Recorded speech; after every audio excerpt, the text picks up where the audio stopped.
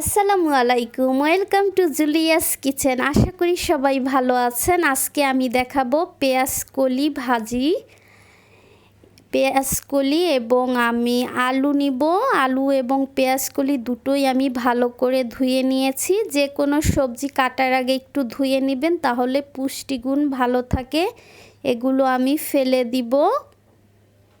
আমি অফ ক্যামেরায় কেটে নিয়েছি, যেহেতু এগুলো কাটা সহজ তাই আমি ভিডিও আর বড় করলাম না। প্যানে দিয়ে দিচ্ছি আমি পরিমাণ মতো তেল। এখন তেলটা গরম হওয়ার পরে দিয়ে দিচ্ছি পেঁয়াজ কুচি এবং কাঁচামরিচ। চাইলে আপনারা শুকনো মরিচও দিতে পারেন।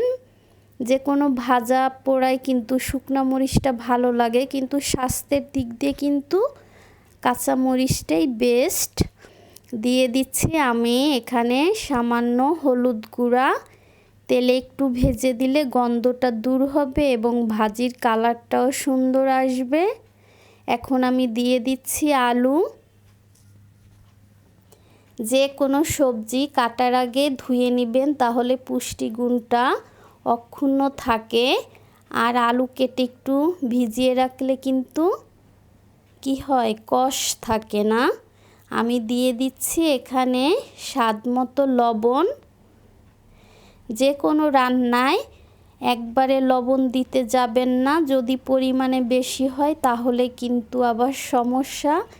তাই একটু কম হলেও পরে কিন্তু টেস্ট করে আবার দেওয়া যায়। এখন আমি নেড়েচেড়ে এটাকে ঢেকে নিচ্ছি। ফিরে আসবো কিছুক্ষণ পরে। এটা ভাজি করতে খুব একটা ঝামেলা বা সময় কিছুই লাগে না। এখন আমি নেড়েচেড়ে দিচ্ছি। এটা কিন্তু গরম ভাত দিয়ে খেতে অনেক ভালো লাগে।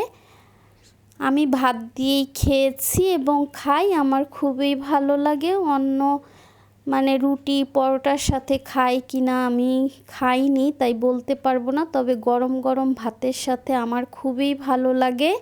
এখন বাজারে কিন্তু পেঁয়াজ কলি পাওয়া যাচ্ছে। আমি ধনিয়া পাতা কুচি দিয়ে দিলাম। এটা কিন্তু সিদ্ধ হয়ে গিয়েছে।